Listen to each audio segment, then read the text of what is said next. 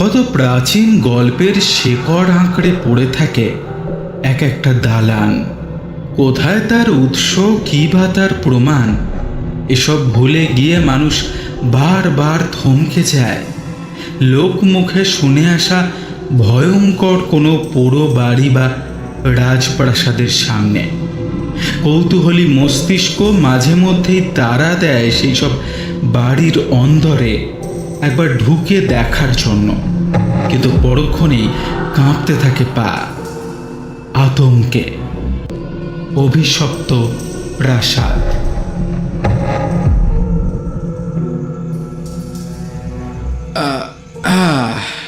আজকে তোমাদের যে গল্পটা বলবো না, সেটা বেশ ইন্টারেস্টিং। মানে আমি আমার কেরিয়ারে এরকম একটা অদ্ভুত ঘটনার সম্মুখীন আগে হইনি। তোমরা বেশ অবাক হবে গল্পটা শুনলে, বুঝলে। আমি তো এই সবে সবে আয়ারল্যান্ডের পশ্চিম দিক থেকে ফিরলাম। ওখানের একটা গ্রামে আমার বন্ধু ভেন্টওয়ার্থের পৈতৃক সূত্রে পাওয়া একটা বিশাল প্রাসাদ রয়েছে। প্রাসাদটার নাম হচ্ছে ক্যানিংটন প্রাসাদ। বহু বছর ধরে একইভাবে খালি পড়ে আছে প্রাসাদটা। আর তোমরা তো জানোই আমার বেশিরভাগ কাজগুলোই পড়ে ওই রকম প্রাসাদগুলোতে, যেগুলো দীর্ঘকাল পড়ে থেকে থেকে ভুতুড়ে নাম পেয়েছে লোকজনের মুখে মুখে। প্রথম দিকটায় ভেন্টওয়ার্থ ততটা পাত্তা দেননি, কিন্তু বয়সের সঙ্গে সঙ্গে তার মনে হয়েছিল ওই প্রাসাদের অধিকার এবার তাকে বুঝে নিতে হবে। কিন্তু সেখানে গিয়ে তিনি দেখলেন যে সেই বাড়ির অবস্থা খুব খারাপ। একটা পুরো বাড়ির মতো গাছপালা ঝোপঝাড়ের মধ্যে উঁচু হয়ে দাঁড়িয়ে আছে প্রাসাদটা। দীর্ঘ বহু বছর কারুর যত্ন না পেয়ে বাড়িটার অবস্থা জরাজীর্ণ। বাড়িটাকে বাইরে থেকে দেখেই অবশ্য মনে হচ্ছিল যে গ্রামের শেষ প্রান্তে কি বিশাল জায়গা নিয়ে তৈরি হয়েছে সেটা। যাই হোক, সেদিনকে বাড়িটা ভালো করে দেখে নেওয়ার পর ভেন্টওয়ার্থ রাত্রে আর সেখানে থাকার সাহস পেলেন না। বরং প্রাচীন চাকরবৃত্তির সূত্রে এত বছর বংশ পরম্পরায় যারা এই সম্পত্তি ভোগ করে আসছিলেন তাদের সঙ্গে দেখা করতে গেলেন। তারা ভেন্টওয়ার্থকে যথাযথ আপ্যায়ন করল, কিন্তু তিনি যখন ওই বাড়িতে থাকার কথা তুললেন তখন তারা বারবার তাকে সাবধান করে দিলেন যে ওই বাড়িতে থাকার কোনো পরিকল্পনা যেন তিনি না করেন। বাড়িটার অনেক অংশই প্রায় ভেঙে গিয়েছে। তাছাড়া লোকমুখে নানান কথা প্রায়ই শোনা যায় বাড়িটা সম্পর্কে। এটা ভেঙে একটা নতুন প্রাসাদ তৈরি করাই বোধহয় বাঞ্ছনীয় হবে। এই বাড়িতে নাকি নানান অতিপ্রাকৃত ঘটনা প্রায়ই ঘটে থাকে। গ্রামবাসীরা এমনকি দিনের বেলাতেও ওই বাড়ির আশেপাশে যেতে ভয় পায়।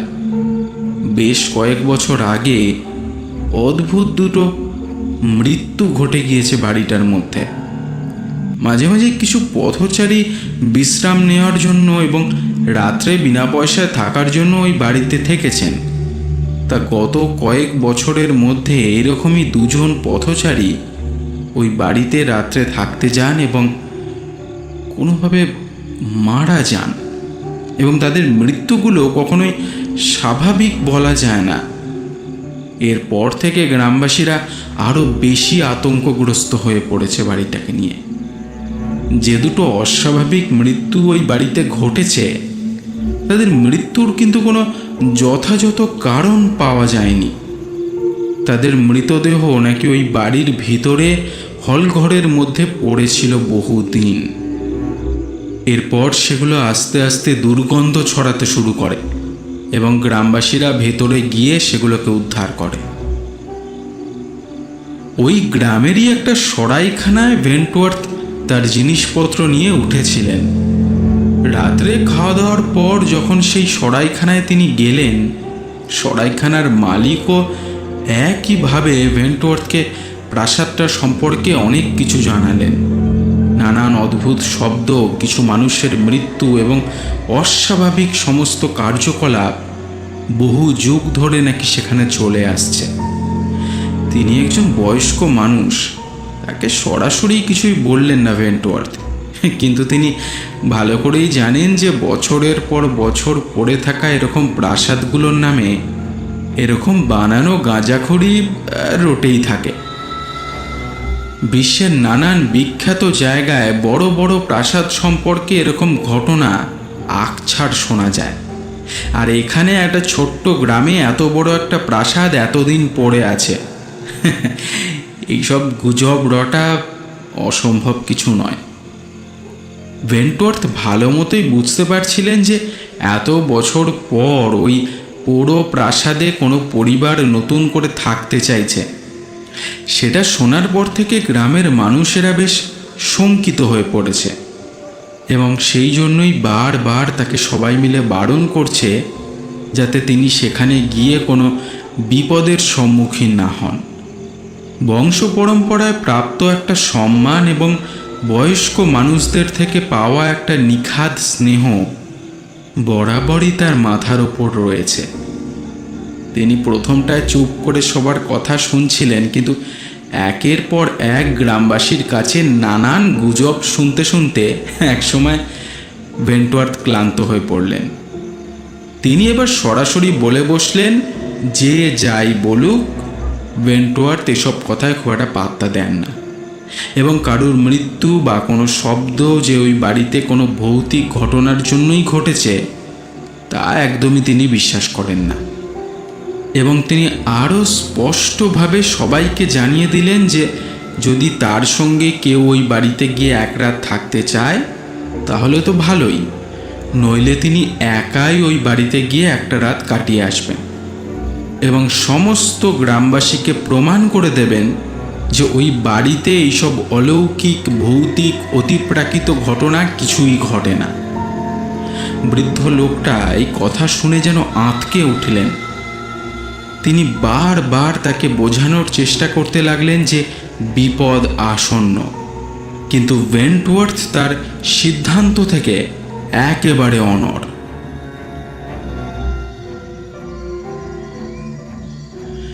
পরদিন বিকেলবেলা সমস্ত গ্রামবাসীরা তার সঙ্গে দেখা করতে এলেন।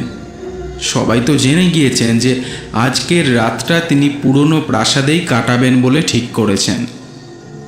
ভেন্টওয়ার্থের সঙ্গে একটা বন্দুক তো ছিলই, এবং এক প্যাকেট মোমবাতি তিনি বাজার থেকে নিয়ে এসেছিলেন। তিনি সবার উদ্দেশ্যে বললেন যে কেউ যদি তাকে উটকো ভয় দেখানোর চেষ্টা করে তিনি কিন্তু সরাসরি তার উদ্দেশ্যে গুলি চালাবেন, এবং তাতে কেউ জখম হলে তিনি দায়ী নন। কিন্তু কোনো গ্রামবাসী কিন্তু এই কথা শুনে বিব্রত হলেন না, বরং সবাই তার জন্য চিন্তা করতে লাগলেন। একজন গ্রামবাসী ভেন্টওয়ার্থকে উপদেশ দিলেন তিনি যেন সঙ্গে করে একটা কুকুর নিয়ে যান, যাতে কোনো অবাস্তব ঘটনার আঁচ পেয়ে কুকুরটার অস্বাভাবিক আচরণ লক্ষ্য করলেই তিনি ওই বাড়ি থেকে বেরিয়ে আসেন। ভেন্টওয়ার্থ ভেবে দেখলেন এই বুদ্ধিটা অবশ্য খারাপ নয়। তিনি কাউকে জোর না করলেও গ্রামবাসীরা অনেকেই কিন্তু তার সঙ্গে যেতে রাজি হলো। গ্রামবাসীদের এরকম হৃদ্যতা দেখে ভেন্টওয়ার্থ মনে মনে বেশ খুশি হলেন। গ্রামবাসীরা তাকে জানালেন যে দরকার পড়লে তারা ওই পুরো প্রাসাদে ভেন্টওয়ার্থের সঙ্গে থেকে যাবেন, কিন্তু এত বছর পর ওই পরিবারের কেউ গ্রামে এসে বিপদে পড়ুক সেটা গ্রামবাসীরা কিছুতেই হতে দেবেন না। কথায় কথায় সন্ধ্যের ঘন অন্ধকার গ্রামটাকে ঘিরে ফেলল। সরাইখানার বৃদ্ধ মালিক চিন্তান্বিত চোখে গ্রামবাসীর সঙ্গে ভেন্টওয়ার্থের কথা শুনছিলেন। তার মুখ দেখেই বোঝা যাচ্ছিল তিনি যে কোনো প্রকারে ভেন্টওয়ার্থকে ওই বাড়িতে থাকা থেকে আটকাতে পারলেই যেন একটা স্বস্তির নিঃশ্বাস ফেলতে পারবেন, কিন্তু কোনোভাবেই ভেন্টওয়ার্থ নিজের সিদ্ধান্ত থেকে নড়বেন না সেটা বুঝতে পেরে তিনি নিমরাজি হলেন। শেষে ভেন্টওয়ার্থ এবং গ্রামবাসীরা সন্ধ্যার পর বাজারে গিয়ে পর্যাপ্ত খাওয়ার আরও কিছু মোমবাতি পানীয় ইত্যাদি কিনে নিয়ে এলেন। সরাইখানা থেকে বেরোনোর সময় বৃদ্ধ মালিক ভেন্টওয়ার্থকে আটকানোর শেষ চেষ্টা করলেন। তিনি প্রায় কাঁদতে কাঁদতে বললেন, তোমরা আজকালকার মানুষ আমার কথা বিশ্বাস করলে না, কিন্তু কিন্তু আমার একটা কথা অন্তত রেখো, যদি ওই প্রাসাদে কোনো রক্তের ফোঁটা দেখতে পাও বা ফোঁটা পড়ার আওয়াজ শুনতে পাও, তাহলে তাহলে আর দেরি করো না, পারলে হল ঘরের দরজাটা খুলে ঘুমিও। অস্বাভাবিক কিছু দেখলেই সোজা এখানে চলে আসো, আমি তোমাদের জন্য অপেক্ষা করব। ভেন্টুয়ার্থ এবার ভ্রু কুঁচকে অবাক গলায় বললেন, রক্তের ফোঁটার শব্দ মানে? বৃদ্ধ লোকটা কাঁপা কাঁপা গলায় উত্তর দিলেন, এসব এসব আমার বাবা দাদুর কাছ থেকে শোনা। ওই বাড়িতে রক্তের ফোঁটা শুনতে পাওয়া মানে কোনো বিপদের আসনি সংকেত। বৃদ্ধ বিড়বিড় করে আরো কিছু বলতে যাচ্ছিলেন, কিন্তু ভেন্টুয়ার্থ অট্ট হাসিতে ফেটে পড়লেন।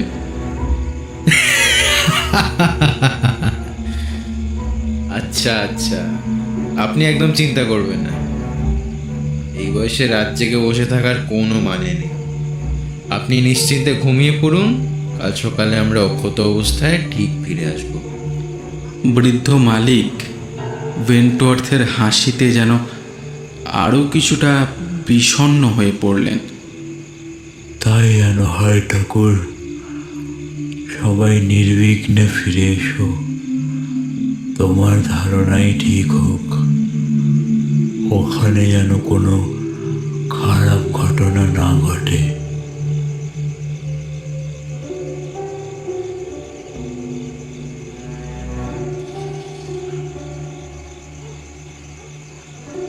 প্রায় 40 জন গ্রামবাসী ভেন্টুয়ার্থের সঙ্গে প্রাসাদের সামনে গিয়ে পৌঁছালেন। পরিমাণ মতো খাবার, পানীয়, মোমবাতি সবকিছুই ভালোভাবে দেখে নিলেন বড় ঘরটাতে ঢুকে। কয়েকজন গ্রামবাসী মিলে মেঝেটা পরিষ্কার করে জিনিসপত্রগুলো রাখলেন। ভেন্টুয়ার্থ তার বন্দুকটা খুলে গুলিগুলো একবার পরীক্ষা করে নিলেন। ও হ্যাঁ, সঙ্গে তিনি একটা কুকুরও নিয়ে গিয়েছিলেন। সেটার জায়গা হলো হলঘরের একটা কোণে।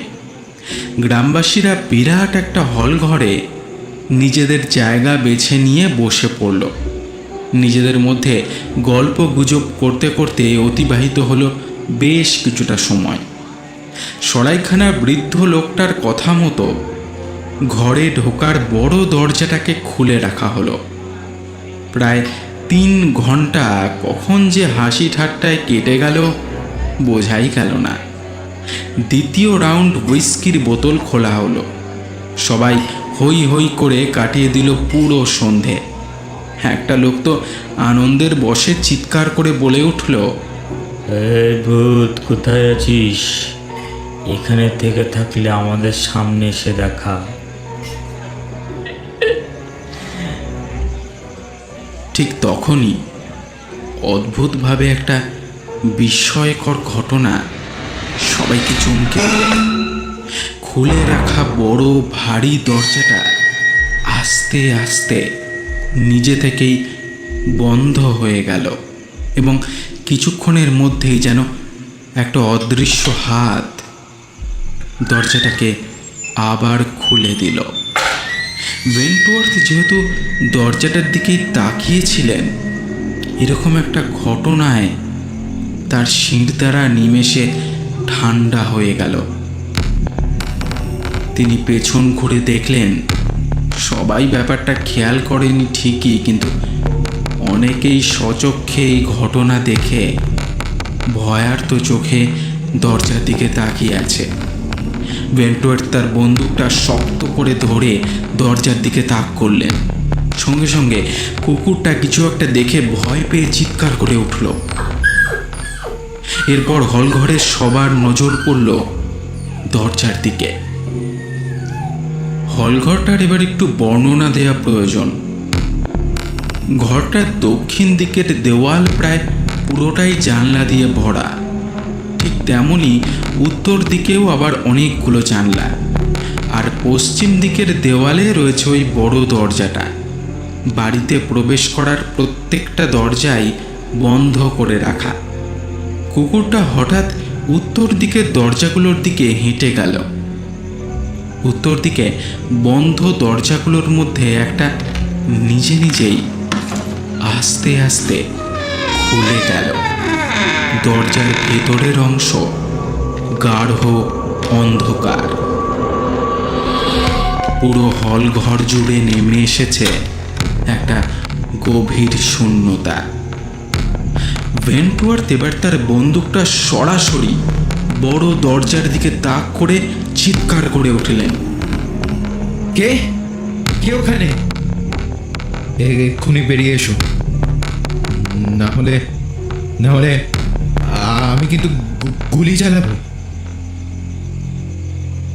বলাই বাহুল্য, তার চিৎকারে কেউ বেরিয়ে এলো না, বরং দরজার বাইরে থেকে একটা ভয়ঙ্কর হাওয়ার শব্দ শোনা গেল।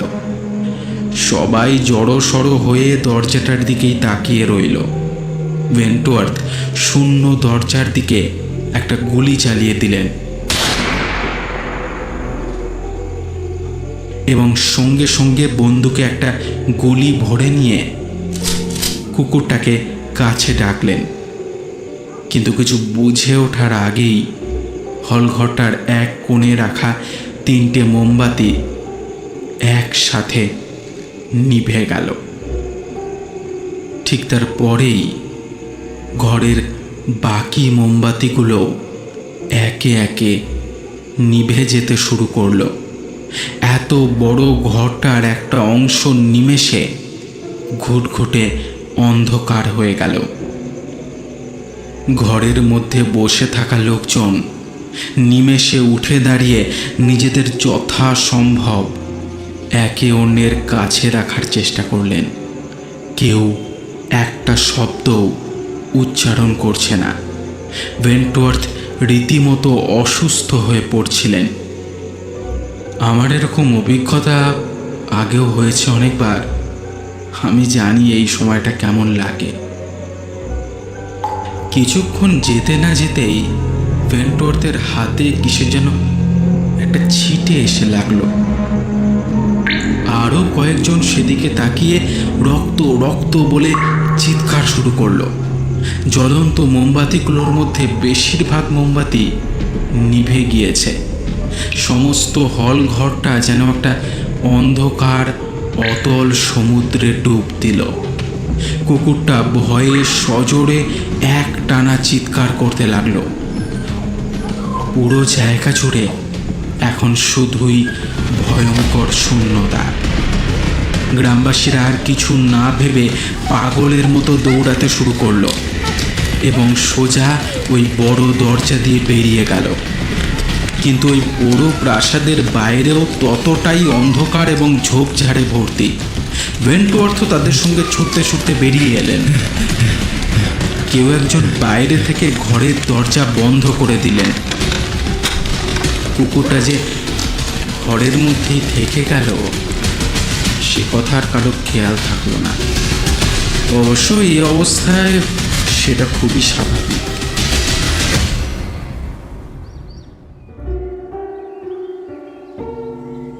পরদিন সকালে ভেন্টওয়ার্থ আমাকে ডেকে পাঠালেন।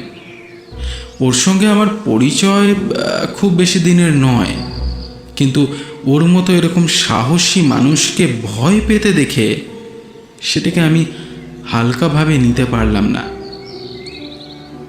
সেই দিনই রাতের ট্রেন ধরে আমি সেই জায়গায় গিয়ে পৌঁছালাম।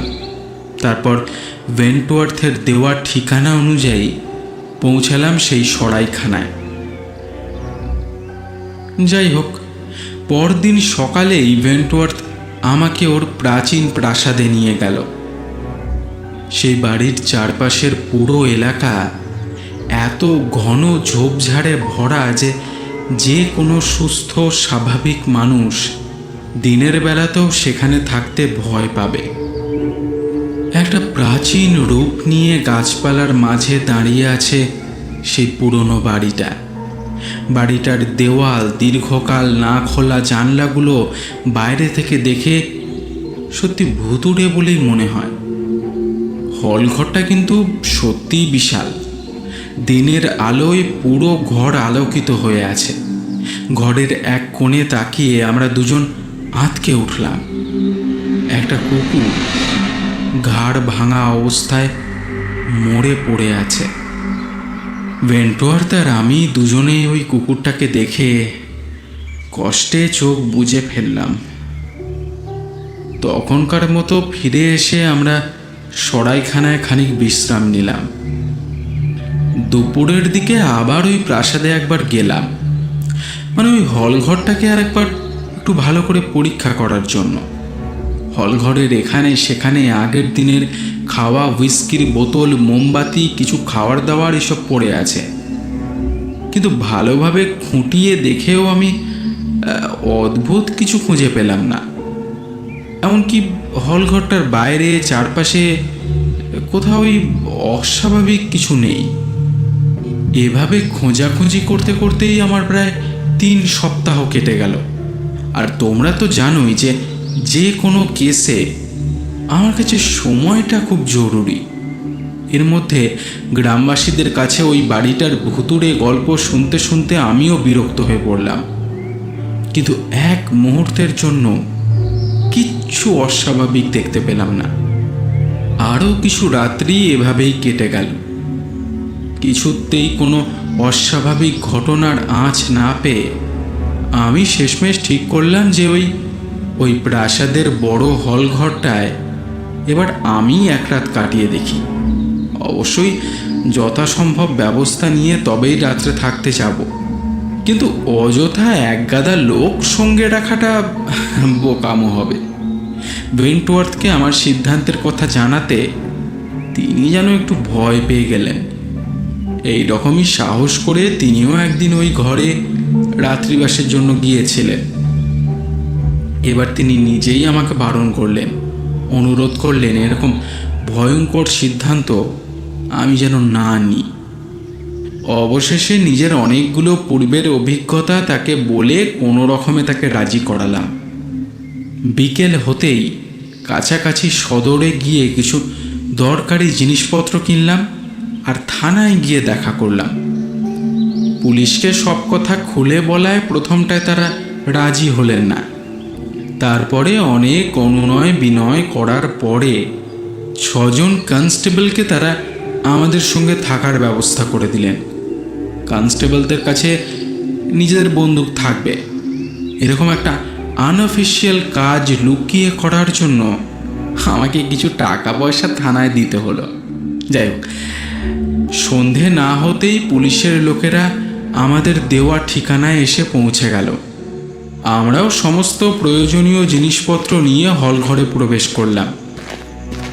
2টো কুকুর এবারেও আমরা আমাদের সঙ্গে রাখলাম। এত বড় ঘরটায় এবার আমরা মাত্র 8 জন, আমি, ভেন্টওয়ার্থ এবং 6 জন কনস্টেবল। প্রথমেই আমরা কোনো কাজ শুরু করার আগে নিজেদের খাওয়া দাওয়াটা সেরে নিলাম। এই রকম একটা অনিশ্চিত রাত্রে অন্তত শরীরে জোর পাওয়াটা খুব দরকার। যাই হোক, তারপর ঘরের মেন বড় দরজা ছাড়া বাকি দরজাগুলোকে সিল করে দিলাম। কাজ শুরু করতে না করতেই পুরো ঘর জুড়ে একটা মায়াবী প্রভাব পড়েছে। একটা কুকুরকে নিয়ে ঘরের শেষ প্রান্তে একটা জায়গায় গিয়ে বেঁধে রাখলাম। তার চারিদিকে মেঝেতে একটা গণ্ডি কেটে দিলাম। তারপর চক দিয়ে একটা পঞ্চভুজ এঁকে তার চারিদিকে রসুন দিয়ে আরও একটা গণ্ডি কাটলাম। ঘরের আর এক কোণে যেখানে ভিতরে যাওয়ার জন্য মুখোমুখি দরজা আছে, সেখানে আর একটা কুকুরকে বসিয়ে সেই একই কাজ করলাম। কুকুর দুটোর ব্যবস্থা করে দেওয়ার পরে আমি নিজের কাজ শুরু করলাম। অর্থাৎ ঘরের মাঝখানটা পরিষ্কার করার কাজ।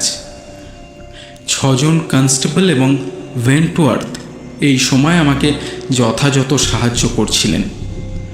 তারা আমার কথা মতো ঘরের মাঝখানে ঝাঁট দিয়ে পরিষ্কার করে দিলেন।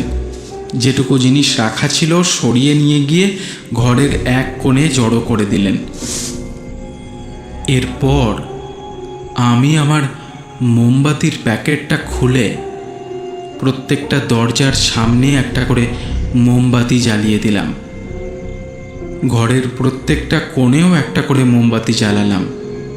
তারপর একটা মার্ক করা ফিতে দিয়ে মেপে নিয়ে চক দিয়ে 30 ফুট ব্যাসের একটা বৃত্ত আঁকলাম।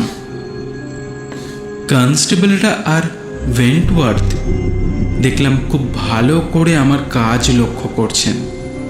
এতক্ষণে ওদের মনেও ভয়কে ছাপিয়ে একটা কৌতূহল বাসা বেঁধেছে। আমি কিন্তু বারবার তাদের সাবধান করছিলাম, রাত্রে কি ঘটতে চলেছে তা আমরা কেউই বলতে পারি না। বিপদকে না চিনে তার সমাধানের পথ তৈরি করা আমার পক্ষেও সম্ভব নয়। কিন্তু যাই ঘটে যাক, রাত্রিটা যতটা দুর্বিষহ হয়ে যাক, কেউ যেন এই বৃত্তের বাইরে না বেরোয়। বৃত্তটা আঁকা শেষ হলে আমি এক গাদা রসুন নিয়ে বৃত্তের চারপাশে ছড়িয়ে দিলাম। তারপর মোমবাতিগুলো বৃত্তের ওপরে 5 ইঞ্চি ছাড়া ছাড়া বসিয়ে দিলাম। সুতরাং হিসাব মতো পুরো বৃত্তের গণ্ডি শেষ করতে আমার লাগলো 66টা মোমবাতি। এই যে প্রতিটা সংখ্যার কথা বলছি, আমার কাজের ক্ষেত্রে প্রতিটা সংখ্যারই একটা আলাদা করে তাৎপর্য আছে। যাই হোক, এরপর আমি মানুষের চুল নিয়ে মোমবাতিগুলোর ওপর একবার করে বুলিয়ে দিলাম। বাইরে তখন ঘুটঘুটে ঘন অন্ধকার। আমার প্রাথমিক কাজও প্রায় শেষ হয়ে এসেছে। এরপর বৃত্তের ভিতরে আমার ইলেকট্রিক পঞ্চভুজটা বসিয়ে নিলাম। ব্যাটারির সঙ্গে জুড়তেই একটা হালকা নীল আলো জ্বলে উঠল। পুরো কাজটা শেষ হতে আমার যেন একটা স্বস্তির নিঃশ্বাস পড়ল। এই বিষণ্ণ নিস্তব্ধতার মধ্যে বাইরের ঝোপগুলোতে বোধহয় কিছু আওয়াজ হলো। ভালো করে কান পাততে বুঝলাম গুঁড়ি গুঁড়ি বৃষ্টি শুরু হয়েছে। তেমন হাওয়া বইছে না বটে, কিন্তু বৃষ্টির ফোঁটা পড়ার ফলে ঝোপগুলো থেকে একটা মিহি শব্দ শোনা যাচ্ছে। হঠাৎ বুঝতে পারলাম কেউ আমার হাতটা আলতো করে ধরে নিচু গলায় জিজ্ঞেস করলো, বলছি আমাদের কোনো বিপদ হবে না তো? বুঝলাম রাত্রি যত বাড়ছে ওয়েন্টওয়ার্থ মনে মনে ভয়ে কুঁকড়ে যাচ্ছেন। আমি নিজেও জানি না কি হতে চলেছে, তবুও আমার একটা হাত ওর হাতের উপর রেখে কিছুটা ভরসা জোগালাম। এরপর বৃত্তের ভিতর সবাইকে বসতে বললাম। তারপর তাদের চারিদিকে চক দিয়ে গণ্ডি কেটে দিলাম। দেখুন, এখানে যে ভয়ঙ্কর কিছু ঘটতে চলেছে সেটা আমাদের ধরে নিয়েই এগোতে হবে। তাই নিজেদের মধ্যে সাহস ধরে রাখুন, আর এই গণ্ডির বাইরে কখনো পা বাড়াবেন না। সবার পায়ের কাছে গণ্ডি আঁকা শেষ হলে 8ম স্থানে গিয়ে বসে পড়লাম আমি। সামনে আগুন জ্বলছে। নিজের চারিদিকেও গণ্ডি টেনে আমার সমস্ত কাজ সম্পূর্ণ করলাম। এরপর শুধুই অপেক্ষা। আমি ছাড়া আর সবার হাতেই একটা করে বন্দুক রাখা আছে। বারবার সতর্ক করে বললাম, আমি না বলা অবধি কেউ বেশি নড়াচড়া করবেন না, আর আমার অর্ডার ছাড়া কেউ গুলি চালাবেন না। এইভাবে একটা আতঙ্ক নিয়ে বসে থাকা সত্যি খুব অস্বস্তিকর।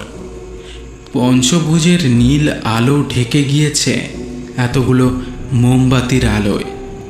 আমি মোমবাতিগুলোর দিকে এক দৃষ্টে তাকিয়ে আছি। কোনো বাতাস বইছে না, সোজা শিখায় জ্বলছে মোমবাতিগুলো। সামনের আগুনটাও উজ্জ্বল শিখায় চলছে। এইভাবে প্রায় 1 ঘন্টা কেটে গিয়েছে। আতঙ্কের রাত্রিতে সময় পেরোনো খুবই কঠিন কাজ। হৃৎপিণ্ডের গতি ক্রমশ বেড়েই চলেছে। জানি না কখন কোন ঘটনার সম্মুখীন হতে হবে। হঠাৎ হলঘরের পূর্ব দিক থেকে একটা মৃদু শব্দ শুনতে পেয়ে আমি সতর্ক হয়ে উঠে বসলাম। বুঝতে পারলাম যে আমার সঙ্গের 7 জন মানুষও ভয় পেয়ে নড়াচড়া শুরু করেছেন। আমি ফিসফিস করে বললাম, চুপ, কেউ নড়বেন না, চুপ করে বসুন সবাই। শব্দটা ওখানেই শেষ হলো। কুকুরগুলোর দিকে তাকিয়ে দেখলাম ওরা হলঘরের বড় দরজাটার দিকে তাকিয়ে অবাক হয়ে একটা চাপা গর্জন করছে। অথচ আমি দরজার দিকে তাকিয়ে কিছুই দেখতে পাচ্ছি না। কিছু বুঝে ওঠার আগেই কুকুরগুলো কিছু একটা দেখে ভয় পেয়ে চিৎকার শুরু করে দিল। এদিকে আমার সঙ্গে থাকা লোকগুলো ভয়ে মাথা ঘুরিয়ে এদিক ওদিক তাকাতে লাগলো। কুকুরগুলোর দিকে আমি তাকিয়েই থাকলাম, যেন ওরা অন্য কোথাও নয়, শুধু ওই বড় দরজাটার দিকে তাকিয়েই তুমুল চিৎকার করছে। চিৎকারের মধ্যে একটা ধাতব আওয়াজ পেয়ে আমি বাঁ দিকে ঘুরে তাকালাম। নিজের চোখে দেখলাম কোনো মানুষ ছাড়াই বড় দরজার ছিটকিনিটা নিজে নিজেই কেমন করে যেন খুলে গেল। তারপর ভারী পাল্লাটাও নিজে নিজেই খুলতে শুরু করলো, যেন কোনো অদৃশ্য আত্মা বাইরে থেকে দরজাটা খুলে ভেতরে আসতে চাইছে। ভয়ে আমার গলা শুকিয়ে কাঠ হয়ে গেল। আমার পাশে বসা লোকগুলো একে অপরের যথাসম্ভব কাছে ঘেঁষে বসতে চাইছে। হল ঘরটা ঘিরে একটা নিশ্চিদ্র নিস্তব্ধতা। আমি তাড়াতাড়ি আমার ক্যামেরাটা তুলে নিয়ে দরজার দিকে তাক করে একটা ছবি তুললাম। ফ্ল্যাশের আলোয় আমাদের চোখগুলো ঝলসে গেল। কুকুর দুটো ফ্ল্যাশের আলো দেখে চিৎকার শুরু করলো। এই আলোটার তীব্রতা যেন কয়েক সেকেন্ডের জন্য পুরো ঘরে একটা অন্ধকার বয়ে আনলো। দৃষ্টি পুরোপুরি ফিরে পাওয়ার পর বুঝতে পারলাম বড় দরজার পাল্লাটা আবার নড়তে শুরু করেছে। আস্তে আস্তে নিজে থেকেই সেটা বন্ধ হয়ে যাচ্ছে। ওই বিশাল দরজা বন্ধ করার শব্দ ছাড়াও সেই ভয়ঙ্কর নিস্তব্ধতাকে ভেঙে দিচ্ছে কুকুর দুটোর হাঁফানোর শব্দ। আমি পাশে ঘুরে হঠাৎ ওয়েন্টওয়ার্থের দিকে তাকিয়ে দেখলাম উনিও আমার দিকেই তাকিয়ে আছেন। চোখে চোখ পড়তেই কাঁপা গলায় ফিসফিস করে জিজ্ঞেস করলেন, এই যে ঠিক ঠিক এরকমই হচ্ছিল আগের দিন। আমিও প্রায় একই সুরে বললাম, সত্যি অসম্ভব। পুলিশের লোকগুলো শান্ত হয়ে বসেছিল তখনও। আমি বুঝতে পারছিলাম যে ওরাও যথেষ্ট ভয় পেয়েছে। আর বাবারই তো কথা, আমার মতো সাহসী মানুষই যেখানে ভয়ে কাঁপতে শুরু করেছে।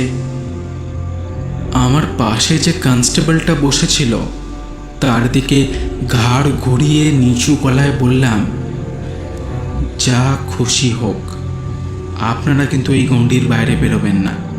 সবাইকে এটা বলে দিন, এই পঞ্চভুজটা যথেষ্ট নিরাপদ একটা জায়গা। এর ভেতরে থাকলে কেউ আপনাদের কোনো ক্ষতি করতে পারবে না। মনে সাহস রাখুন।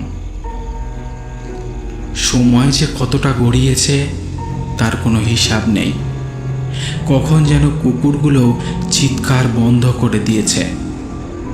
ওদের দিকে তাকিয়ে দেখলাম সামনের একটা হাতের ওপর মাথা রেখে দরজার দিকে এক দৃষ্টে তাকিয়ে আছে। বুঝতেই পারছো কি গম্ভীর একটা পরিবেশ তৈরি হয়েছে ওই বিশাল প্রাসাদ জুড়ে। হঠাৎ বড় ঘরটা থেকে সব থেকে দূরে রাখা মোমবাতিটা নিভে গেল। ওয়েন্টওয়ার্থ আমার হাত চেপে ধরলেন। আবার কয়েকটা মোমবাতি পর পর নিভতে শুরু করলো, অথচ কোনো হাওয়া নেই। অন্য জ্বলন্ত মোমবাতিগুলো একই রকম সোজা শিখায় জ্বলছে। ঘরের কোণে আর অন্য দরজার সামনে মোমবাতিগুলো আস্তে আস্তে নিভে গিয়েছে। তখন আমি অনেক ভেবেও বুঝতে পারছি না যে কোনো হাওয়া ছাড়া এরকম অদ্ভুতভাবে মোমবাতিগুলো নিভছে কি করে।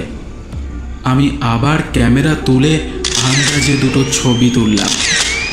একটা তীব্র আলোয় আমরা আবার যেন কয়েক মুহূর্তের জন্য অন্ধ হয়ে গেলাম। ঘরের মাঝখানটা ছাড়া বাকি সব নিকষ অন্ধকার। বুঝতে পারলাম একজন যেন ভয় পেয়ে উঠে যাওয়ার চেষ্টা করছে। তার ক্ষতির কথা কল্পনা করে জোরে জোরে বলে উঠলাম, কোথাও যাবেন না, নিজের জায়গায় বসুন।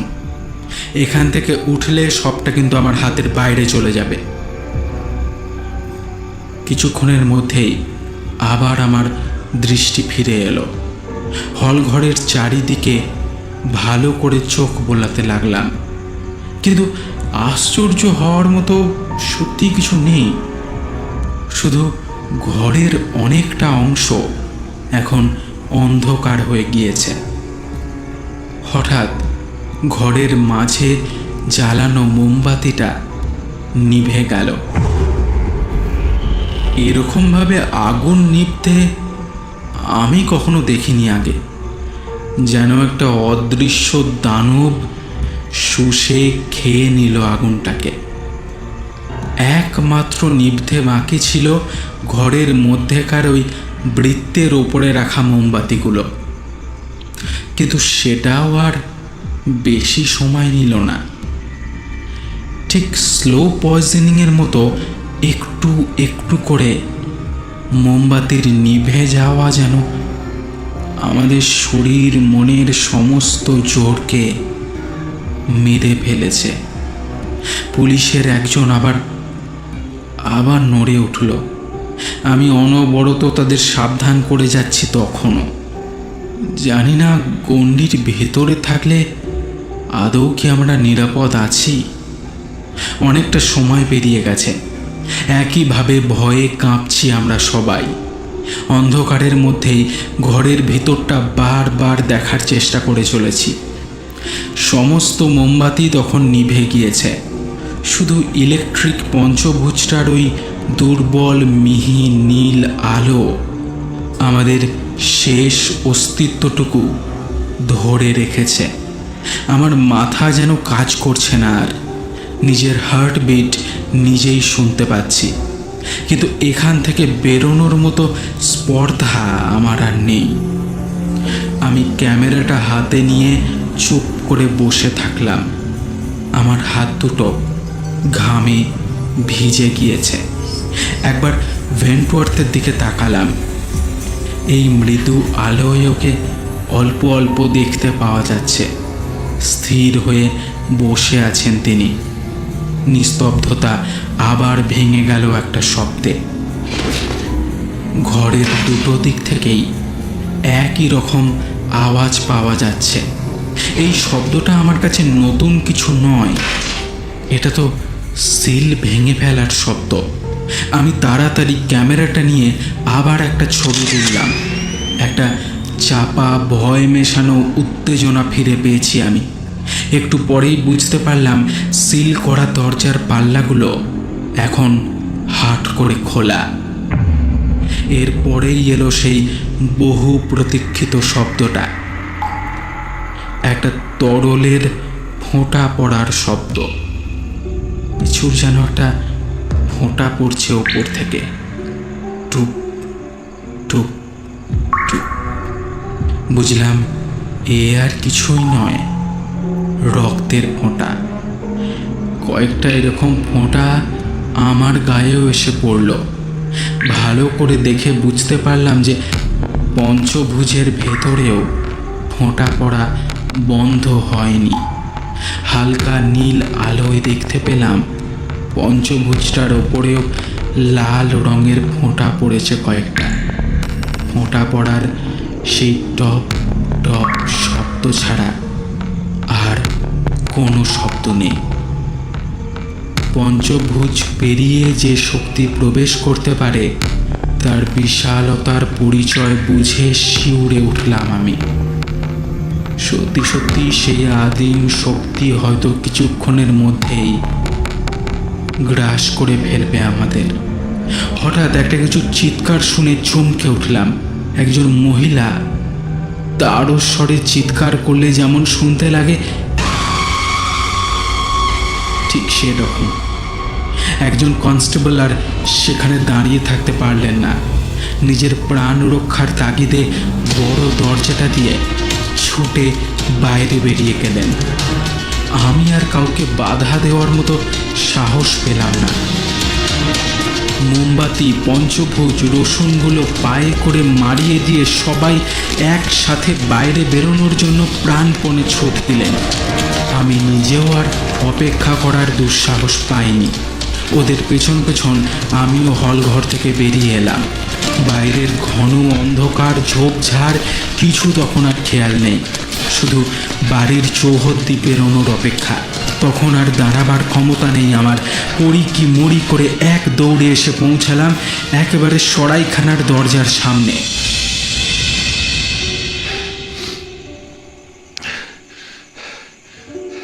ততক্ষণে সবাই একে একে এসে পৌঁছেছি। সরাইখানার বৃদ্ধ মালিক তখনও জেগেই ছিলেন। গ্রামের অনেক লোকজনও তার সঙ্গে জেগেছিল। আমাদের এভাবে ছুটে আসতে দেখে সবাই হন্তদন্ত হয়ে বাইরে বেরিয়ে এলো। সবাই চিন্তায় পড়ে গেলেও আমাদের যে কোনো ক্ষতি হয়নি সেটা শুনেই স্বস্তির নিঃশ্বাস ফেলল সবাই। সৌভাগ্যবশত আমার ক্যামেরাটা আমার হাতেই ধরা ছিল, তাই পালিয়ে আসার সময় সেটাকে নিয়েই দৌড়াতে শুরু করেছিলাম। পরিস্থিতি একটু শান্ত হওয়ার পর যখন আমি নিজের ঘরে গেলাম আমার আর তর সইল না। ক্যামেরা থেকে নেগেটিভগুলো বের করে সেগুলোকে ডেভেলপ করতে শুরু করলাম। প্রথমে তেমন কিছু চোখে পড়ল না, কিন্তু যখন শেষ প্লেটটা আমি দেখলাম, মানে যে ছবিটা একদম প্রথমে তুলেছিলাম, ভালো করে আতশ কাঁচ দিয়ে দেখে একটা বিশেষ জায়গায় আমার চোখ আটকে গেল। এই একটা জায়গাতেই প্রথমবারের মতো আমার অদ্ভুত কোনো জিনিস চোখে পড়ল। মনে মনে ভেবে নিলাম এবার আর কাউকে জানানো নয়, ওয়েন্টওয়ার্থকেও না, পুলিশকেও না, আমাকে একাই যেতে হবে এবং সেটা এক্ষুনি। জামার ওপর ওভারকোটটা গলিয়ে সেই রাতেই ওই পৌর প্রাসাদের উদ্দেশ্যে আবার হাঁটতে শুরু করলাম। এইবার কিন্তু আমার সঙ্গে আমার রিভলভারটাও নিয়েছিলাম। বাইরে তখনও বৃষ্টি পড়ছে, ততটাই ভয়ানক অন্ধকার, কিন্তু রহস্য আবিষ্কারের নেশায় সেসব কিছুই আমার আর চোখে পড়ছে না। আমি আরও তাড়াতাড়ি হাঁটা লাগালাম। যখন ওই ঝোপ সরিয়ে প্রাসাদের মেন দরজার সামনে এলাম, তখন কিছু যেন একটা ভাবনা আমাকে ওই দরজা দিয়ে ভেতরে ঢুকতে বাধা দিল। দরজা দিয়ে না ঢুকে আমি পাশের উঁচু পাঁচিলটা টপকে ভেতরে লাফ দিলাম। কয়েকটা ছোট গাছের ওপর পড়লাম। এরপর আর বাড়ির দরজা দিয়ে ঢুকলাম না, বাড়ির পেছন দিয়ে খুব সাবধানে এগোতে লাগলাম। এই কয়েকদিনের মধ্যেই বাড়ির বাইরের দিকের সব জানলা দরজা ভালো করেই চিনে গিয়েছি আমি। একটা প্রায় পরিষ্কার আন্দাজ আমার হয়ে গেছে।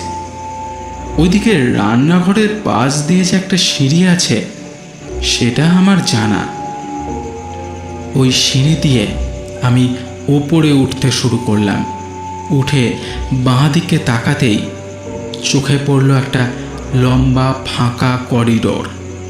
এই করিডোর থেকেই কয়েকটা দরজা ওই হল ঘরের সঙ্গে যুক্ত, ঠিক যে দরজাগুলো আমরা সন্ধেবেলা সিল করে দিয়ে গিয়েছিলাম। একটু খেয়াল করতেই বুঝলাম যে লম্বা করিডোরের শেষ প্রান্তে একটা ক্ষীণ আলো দেখা যাচ্ছে। খুব সন্তর্পণে আমি সেদিকে এগোতে লাগলাম। আমার বন্দুকটা আমি শক্ত করে ধরে আছি। আলোর উৎসের কাছাকাছি আসতেই কিছু মানুষের গলার স্বর শুনতে পেয়ে থমকে দাঁড়ালাম। কারা যেন হাসছে। দরজার পাশে দাঁড়িয়ে উঁকি মারলাম হল ঘরের ভিতরে। এ কি, কয়েকটা লোক দাঁড়িয়ে রয়েছে ভিতরে, সবার হাতেই অস্ত্র, হাসাহাসি করছে নিজেদের মধ্যে। ইস, এতটা বোকা বনে গেলাম আমি। নিজের গালে নিজেই একটা চড় মারতে ইচ্ছা করছে আমার। তার মানে কিছু লোক নিজেদের স্বার্থ সিদ্ধির জন্য এত বড় সম্পত্তির নামে ভুতুড়ে গল্প রটিয়ে বেড়াচ্ছে। ওরা চোর না ডাকাত না স্মাগলার আমি কিচ্ছু জানি না, তবে এই বাড়িতেই যে ওদের ঘাঁটি সেটা আমার আর বুঝতে বাকি রইল না। আমি আবার চোখ রাখলাম ঘরের ভিতরে। কুকুর দুটোকে ওরা মেরে ফেলেছে কোনো নৃশংস উপায়ে, ঠিক আগের দিনের কুকুরটার মতোই। আমার পঞ্চভুজটা পায়ে করে লাথি মারছে আর হাসছে আরও জোরে জোরে। একটা কথা আমাকে স্বীকার করতেই হবে, ওদের পরিকল্পনাকে আমাকে কর্নিশ জানাতেই হবে। কি নিখুঁতভাবে সব কিছু গুছিয়ে রেখেছে। আমার মতো লোকও কিনা। ছি ছি। কয়েক মুহূর্ত এভাবে চলার পর ওদের মধ্যে একজন বলল, এই চল চল, তারগুলোকে এবার সরিয়ে ফেলি, কাল সকালে আবার দেখতে আসবো ওরা। চল ওঠ। তারপর সবাই মিলে দরজার উপর থেকে সরু তারগুলো খুলে একটা ব্যাগে ভরে নিল, কোনো ধাতব তার। তারপর ঘর থেকে সবাই বেরিয়ে গেল, সিঁড়ি দিয়ে নেমে অন্ধকারে মিলিয়ে গেল। কিন্তু কোথায়? কোনো গুপ্ত দরজা তো নেই। ওরা তো বড় দরজা দিয়ে সবাই বেরোলো। 7টা সিঁড়ি অবধি তো আমি ওদের নামতে দেখলাম। তার মানে কি 7টা সিঁড়ির পরেই কোনো লুকানো দরজা আছে? আমি আর অপেক্ষা না করে তাড়াতাড়ি সরাইখানায় ফিরে গেলাম। কাউকে কিচ্ছু না বলে পুলিশের কাছে গিয়ে সবটা জানালাম। ওদেরকে গিয়ে বললাম যে কোনো অদৃশ্য আত্মা নয়, রক্ত মাংসের ভূত। ওরা তাড়াতাড়ি তৈরি হয়ে আমার সঙ্গে প্রাসাদে ফিরে গেল। গুপ্ত ঘরটা যে ঠিক কোথায় আছে সেটা এতক্ষণে আমি হিসাব কষে বের করে ফেলেছি। খুব সাবধানে সিঁড়ির ধাপ গুনে আমরা সেই লুকানো দরজার সামনে এসে পৌঁছালাম। পুলিশদের ওপর আমার খুব রাগ হচ্ছিল। এই সময় ওরা নিজেদের যথাসাধ্য চেষ্টা না করে আমাদের বোকামো সম্পর্কে একে অপরের মধ্যে হাসাহাসি করছে। আমি আর ওদের সাহায্যের জন্য অপেক্ষা করতে পারলাম না। দরজাটা ঠেলতেই খুলে গেল সেটা। ঘরের ভেতরে ঢুকে দেখতে পেলাম ঘরের মধ্যে একটা সরু টানেল সোজা চলে গিয়েছে লম্বা ঘরটার শেষ অবধি। পরে বুঝলাম যে সেটা গিয়ে মিশেছে একটা কুয়োর সঙ্গে। আর নিচের হল ঘরের ছাদের সিলিংয়ের অনেকটা অংশই ফাঁকা, যা হল ঘরের ভিতর থেকে কখনো চোখে পড়েনি। ওই রক্তের ফোঁটাগুলো তার মানে রঙিন জল, যেগুলো ওই উপর থেকে ফেলা হতো। কিভাবে ওরা মোমবাতিগুলো নেভাতো সেটা অবশ্য আমি বুঝতে পারিনি। কার্বলিক অ্যাসিড ব্যবহার করে হতে পারে, ঠিক জানি না। যাই হোক, এই ঘরটা বহু প্রাচীন। এই বাড়ির নকশাকেই ব্যবহার করেছে লোকগুলো। তারগুলো দিয়ে দরজাগুলো খোলা বা বন্ধ করা হতো সেটা তো বোঝাই যাচ্ছে। হয়তো বাইরের পাঁচিলের মেন দরজার সঙ্গে কোনোভাবে যোগাযোগ করে রেখেছে ওরা। সেই দরজাটা খুললেই কোনো একটা শব্দে ওরা বুঝে যায়। হ্যাঁ, এই হলো আমার গল্প। আর হ্যাঁ, আমার ক্যামেরার নেগেটিভে কি ছিল সেটা ভাবছো তো? কিছুই না, দরজাটা যখন খুলে যাচ্ছিল নিজে থেকেই, ছবিতে একটা ধাতব তার আমার চোখে এসে পড়ে। মোমবাতিটা নিভে যাওয়ায় আমরা কেউই সেটা বুঝতে পারিনি, কিন্তু ক্যামেরার ফ্ল্যাশে সেই তারটা চকচক করে উঠেছিল। আর ওই তারগুলো যাতে আমরা দেখতে না পাই তার জন্য প্রথমেই মোমবাতি নেভানোর কাজটা ওরা করে ফেলতো। ব্যাস, তাহলে আর কি। আশা করছি পুরোটাই ব্যাখ্যা করতে পারলাম। আর হ্যাঁ, যে পথচারী দুজন মারা গিয়েছিল আমার ধারণা তারা কিছু বুঝতে পেরেছিল বা জেনে গিয়েছিল। মানে ধরো তুমি অন্য কারোর বাড়ি লুকিয়ে থাকতে যাচ্ছ এক রাত, সেক্ষেত্রে তুমি তো মেন দরজা খুলে ঢুকবে না, ঢুকবে পাঁচিল টপকে। এখানেও তাই হয়েছিল। তাই হয়তো লোকগুলো এক ঢিলে দুই পাখি মারল পথচারী দুজনকে খুন করে। এই সুযোগে গ্রামবাসীরা আরও কয়েক বছর ভয়ে ভয়ে কাটিয়ে দেবে, এই বাড়ির ধারে কাছেও আসবে না।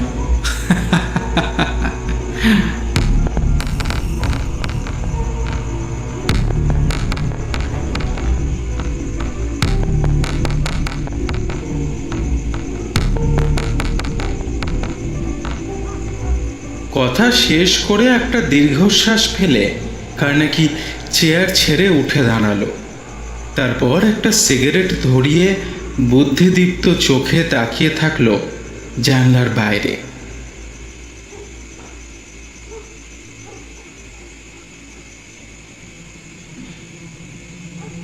তাহলে কেমন লাগলো আজকের গল্পটা? ভালো লাগলে লাইক, কমেন্ট এবং শেয়ার করবেন। আর হ্যাঁ, চ্যানেলটাকে সাবস্ক্রাইব না করে কিন্তু কোথাও যাবেন না। আজকে গল্প পাঠে ছিলাম আমি, রণতি। ভেন্টওয়ার্থ এবং ডাকাতের চরিত্রে ছিল অনুভব। সরাইখানার মালিক এবং জনৈক লোকের চরিত্রে ছিল ম্যাক্স। আর এই গল্পটার ভাবানুবাদ করেছে স্মিতা। শব্দগ্রহণ এবং আবহ সৃষ্টিতে ম্যাক্স। আর যে অসাধারণ কভারটা দেখছেন সেটা ডিজাইন করেছে কভারম্যান অভিব্রত, জানেনই তো। আর হ্যাঁ, আমাদের দ্বিতীয় চ্যানেল দ্য ব্রোকেন ক্যাসেটস, মনে আছে তো? সেখানে কিন্তু মোটামুটি 2-3 দিন অন্তর অন্তরই ভালো ভালো ভিডিও যাচ্ছে, নজর রাখুন। টিম থ্রিলারল্যান্ডের তরফ থেকে সবাইকে জানাই শুভরাত্রি। ভালো থেকো, সুস্থ থেকো।